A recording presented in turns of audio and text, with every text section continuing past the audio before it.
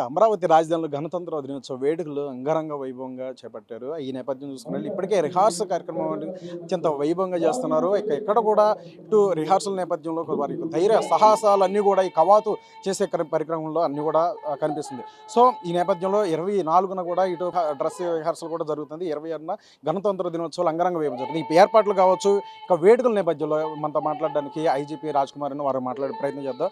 Madam, ఈసారి అత్యంత వైభవంగా మొట్టమొదటిసారి అమరావతిలో గణతంత్ర దినోత్సవ వేడుకలు చేస్తాం. సో చర్యలు ఎటువంటి చర్యలు చెప్పండి? మొట్టమొదటిసారిగా అమరావతి క్యాపిటల్లో రిపబ్లిక్ డే పెరేడ్ నిర్వహిస్తున్న సందర్భంగా చాలా పగడ్బందీగా అరేంజ్మెంట్స్ చేయడం జరుగుతుంది. ఏపీఎస్పీ తరఫున నోడల్ ఏజెన్సీగా ఈ పెరేడ్ అరేంజ్మెంట్స్, రిహార్సల్స్ అన్నీ కూడా చేయడం జరుగుతుంది. దీనిలో మొత్తము టోటల్ 10 కంటింజెంట్స్ పార్టిసిపేట్ చేస్తున్నారు. 5 ఆర్మ్డ్ కంటింజెంట్స్, 5 అన్ఆర్మ్డ్ కంటింజెంట్స్ పార్టిసిపేట్ చేస్తున్నారు.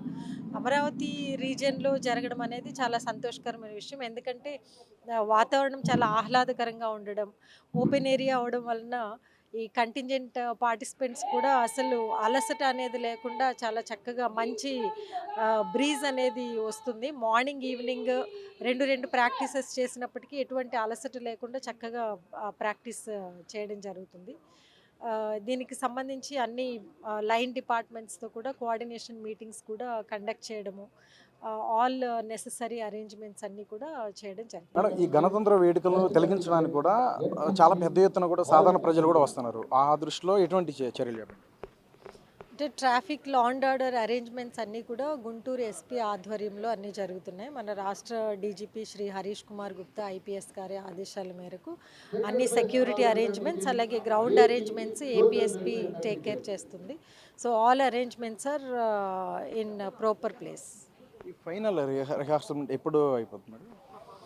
24న ఫుల్ డ్రెస్ రిహార్సల్ అనేది జరుగుతుంది. ఆ రోజు యాక్చువల్గా 26th డే రోజు పెరేడ్ ఎలా అయితే జరుగుతుందో అదేవిధంగా ఫుల్ డ్రెస్ అలాగే ఆల్ ట్యాబ్లూస్ అన్నీ అందరూ కూడా ఆ రోజు 26th డేకి యాక్చువల్ పెరేడ్ ఎలా అయితే జరుగుతుందో అదేవిధంగా 24న same minute to minute schedule ప్రకారము ఫుల్ డ్రెస్ రిహార్సల్ నిర్వహించడం జరుగుతుంది.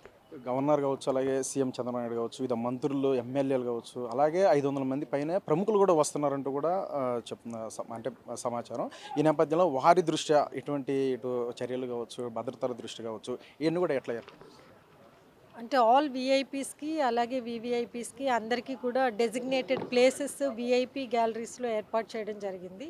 అలాగే డయాస్ డిగ్నటరీస్ కానీ విఐపీ గ్యాలరీస్లో ఎవరు కూర్చోవాలనేది కానీ ప్రోటోకాల్ డిపార్ట్మెంట్ చూస్తున్నారు. సో లైన్ డిపార్ట్మెంట్స్తో కూడా కోఆర్డినేషన్ మీటింగ్ కండక్ట్ చేయడం జరిగింది.